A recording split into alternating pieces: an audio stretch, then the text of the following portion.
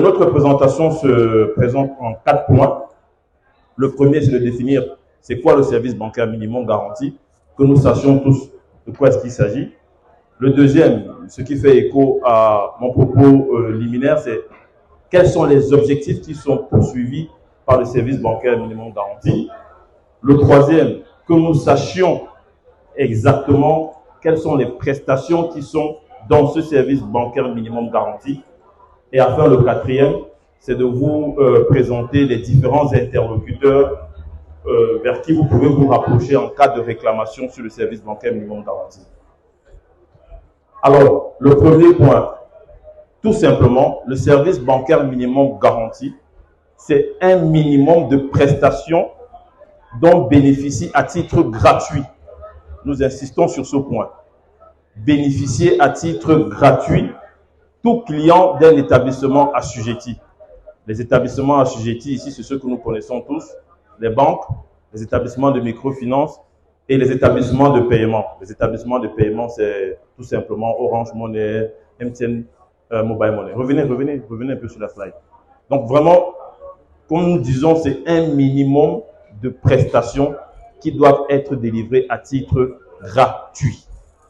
Allons-y. Alors, quels sont les objectifs qui sont poursuivis par les services bancaires minimum garantis? Alors, il faut dire que, comme nous l'avons signifié au début de la présentation, le service bancaire minimum garanti a été mis en place par l'autorité monétaire nationale en 2011, tout d'abord, dont par le ministre des Finances, puis par la commission bancaire en 2020 qui est venue compléter. En 2011, nous avions 11 services uniquement qui étaient censés être délivrés à titre gratuit, et puis la commission bancaire les a complétés avec 11 autres services, ce qui fait 22, mais bon, on le verra après. Les objectifs, c'est quoi? Comme nous disions tantôt, c'est de faciliter l'accès aux services bancaires. C'est-à-dire que le citoyen lambda qui a eu un compte dans une microfinance, qui a un compte dans une banque, qu'il ne soit pas effrayé d'aller ouvrir son compte et de déposer son argent ou de demander un service. L'idée, c'était vraiment de permettre aux usagers de pouvoir aller vers les banques, vers les microfinances pour ouvrir un compte. Le deuxième, qui est un corollaire du premier, c'était qu'une fois que les usagers n'ont plus peur d'aller vers les banques, naturellement, il y a plus d'usagers qui vont vers ces banques-là. Donc, d'augmenter le taux de bancarisation. Le taux de bancarisation, tout simplement, c'est le nombre de personnes qui ont accès aux services bancaires ou bien qui ont un compte bancaire ouvert. Le troisième point encore, si on peut dire, c'est comme une échelle, c'est qu'après avoir facilité l'accès et augmenté le taux de bancarisation, naturellement, c'est de renforcer l'inclusion financière. L'inclusion financière, c'est quoi? C'est tout simplement de dire quelle est, dans la proportion de la population, non seulement le nombre de personnes qui ont accès à des services bancaires, mais le nombre de personnes qui jugent que ces services bancaires-là sont à leur portée sur le plan financier, donc ils ne sont pas chers, pour faire les choses simplement. Le troisième point, c'est de protéger les consommateurs. D'où le fait que nous avons insisté en début de présentation sur le mot gratuit. La protection du consommateur, c'est pour dire que si monsieur X ou madame Y va dans sa banque et demande un relevé de son compte, comme nous allons le voir après, qu'il ne soit pas facturé. Ou bien que le consommateur, demain ou après-demain, ne dise pas au ministre des Finances ou au directeur général du Trésor, ah, monsieur le DG, vraiment, telle banque, telle microfinance me facture trop cher.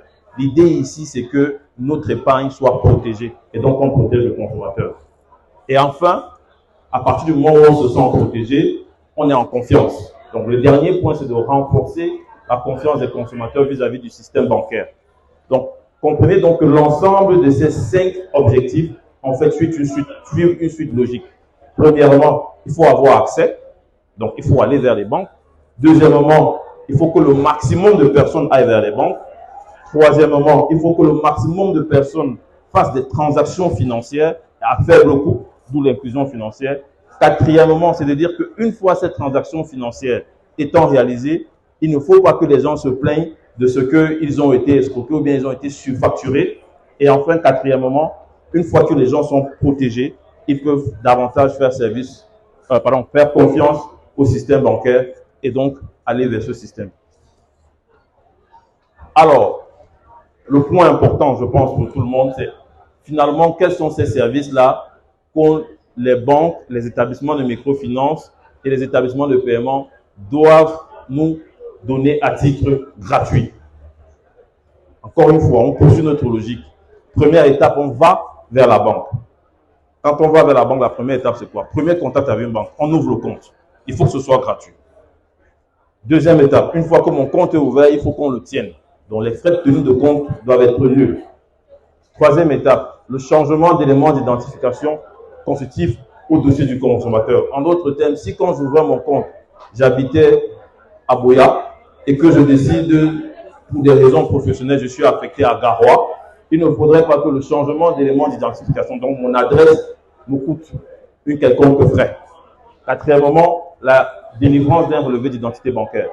Beaucoup d'entre nous, au quotidien, avons des transactions ou bien des dossiers administratifs où on nous demande de fournir un RIB, un relevé d'identité bancaire. Ce relevé d'identité bancaire doit vous être donné à titre gratuit. Cinquièmement, le cas échéant, la délivrance d'un livret de pain ou son renouvellement, le petit livret que tout le monde connaît, ça doit être gratuit. Sixièmement, la consultation du compte dans les agences de l'établissement. En d'autres termes, si vous allez demain matin dans votre banque ou votre microfinance et que vous souhaitez avoir le solde de votre compte, il ne faudrait pas que, en relisant vos relevés, vous voyez que le samedi 25 février, j'ai consulté mon solde et puis on m'a prélevé 100 francs CFA dans mon compte. Donc, le 6 et le 7 vont de pair. Huitièmement, l'avis de débit ou de crédit par voie électronique. C'est-à-dire que si vous faites un chèque pour payer, ou bien si vous faites un chèque pour payer votre facture d'électricité et qu'on vous envoie un SMS, ce SMS-là ne doit pas vous être facturé. Je prends des exemples vraiment terre à terre pour que vous compreniez. Neuvièmement, la remise une fois par mois sur support papier au guichet ou par voie électronique selon le choix du consommateur du relevé de compte mensuel. Alors, c'est ce qu'on va un peu insister, parce que beaucoup d'usagers viennent souvent à la Direction générale du Trésor, le DG les envoie dans nos services pour se plaindre de ce que il a demandé un relevé de son compte et puis il a été facturé. Normalement, s'il a demandé le relevé auquel il a droit pour ce mois, il ne doit pas être facturé. Mais s'il est au deuxième relevé qu'il demande, peut-être pour les besoins de demande de visa, alors là, la banque doit le facturer. Ça, c'est ce qui est marqué là. C'est la remise une fois par mois. Si vous passez à 2 fois, vous devez être facturé. Dixièmement, la remise une fois par an sur support papier au guichet ou par voie électronique aux consommateurs qui ont fait la demande d'un récapitulatif des frais et opérations ne résultant pas d'un ordre du consommateur enregistré sur son compte. En d'autres termes, si à un moment donné, vous y avez le 1er janvier 10 000 francs dans votre compte et que le 31 décembre, vous avez 1 000 francs, mais que vous vous souvenez que vous, en tant qu'usager de votre compte, vous avez uniquement fait des transactions pour 7 000, ça signifie que la banque doit vous fournir un relevé pour un montant de 1 000 francs qui vous indique d'où viennent les débits qui ont été effectués sur votre compte. Et ce relevé, cette information-là doit vous être fournie à titre gratuit. La délivrance d'une attestation de non-redevance à la clôture du compte, la domiciliation du salaire. Allons-y. Le versement d'espèces, naturellement, si vous versez l'argent dans votre compte, on ne doit pas vous prélever. La délivrance au budget des formules de retrait d'espèces ou au profit du titulaire du compte, ça c'est normal. La délivrance d'une 50aine de formules de chèques par an au titulaire du compte. En réalité, ici, votre chéquier, on dit que par an, vous avez droit à ce qu'on vous donne un chéquier qui a 50 formules. Si vous avez utilisé tout votre chéquier sur une année et que vous demandez un deuxième, ce chéquier-là va vous être facturé. Le retrait d'espèces, le retrait des billets dans les guichets automatiques, le paiement par carte dans la CEMAC, le paiement par chèque, l'encaissement des chèques, le virement de compte à compte. Donc normalement, si je suis dans la banque A et que mon cousin est également dans la banque A, en me faisant un transfert de son compte vers mon compte dans la même banque, il ne doit pas être facturé. Le virement de compte à compte, c'est ce que je disais, et puis l'encaissement des virements nationaux, communautaires ou internationaux. Allons-y, allons-y. Voilà. Supposons donc qu'à un moment donné, dans l'utilisation de votre compte, vous vous rendiez compte que vous avez été facturé indûment par la banque. quelle est la procédure pour vous plaindre?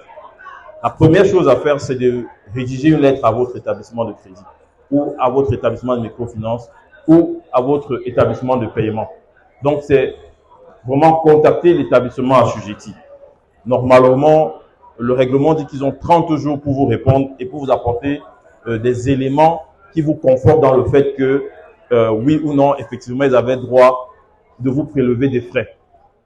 Si au bout de ces 30 jours, vous n'avez pas eu de réponse de votre établissement de crédit ou de votre établissement de microfinance ou établissement de paiement, vous pouvez adresser une correspondance au ministre des Finances qui est Autorité monétaire nationale. Si donc vous avez également le Conseil national économique et financier qui, dans les prochains jours, aura en son sein un médiateur. Le médiateur, en fait, sera chargé d'arranger les litiges entre les épargnants et leur établissement assujetti. Pour le moment, il faut le dire, ce n'est pas encore le cas, mais c'est prévu dans les textes. Nous espérons que ce sera bientôt mis en place. Ou bien, en dernier ressort, vous pouvez vous adresser à la Commission bancaire d'Afrique centrale, qui est le gendarme sous-régional des activités financières. Donc là, vous avez les contacts, pour ceux d'entre vous qui souhaitent avoir ces contacts-là. Donc, la commission bancaire, c'est à Libreville. Le ministère des Finances, je suppose que tout le monde sait aussi pour le ministère des Finances. Le Comité national économique et financier, qui dépend du ministère des Finances, et également à Yaoundé. Ici, nous avons, pour ceux d'entre vous qui voudraient poursuivre naturellement leur recherche, placé tout simplement les textes réglementaires qui accadrent la protection du consommateur, qui est vraiment l'objectif principal du service bancaire minimum garanti, comme nous l'avons dit au début. Donc, c'est le règlement COBAC 2020/04 relatif au service bancaire minimum garanti, dont nous avons dressé la liste des 22 services bancaires. Le règlement 04/18 relatif aux services de paiement, là, c'est parce que les principaux services ici qui sont réglés sont des services de paiement. Et parce qu'on intègre également dans ce règlement-là un nouvel assujetti qui est les établissements de paiement. Et enfin, le règlement 01/20 du 3 juin 2020 qui est relatif à la protection des consommateurs des services bancaires dans la CEMAF. Nous sommes à votre disposition pour les questions éventuelles que vous auriez à poser. Merci beaucoup pour votre bienveillante attention. Merci beaucoup.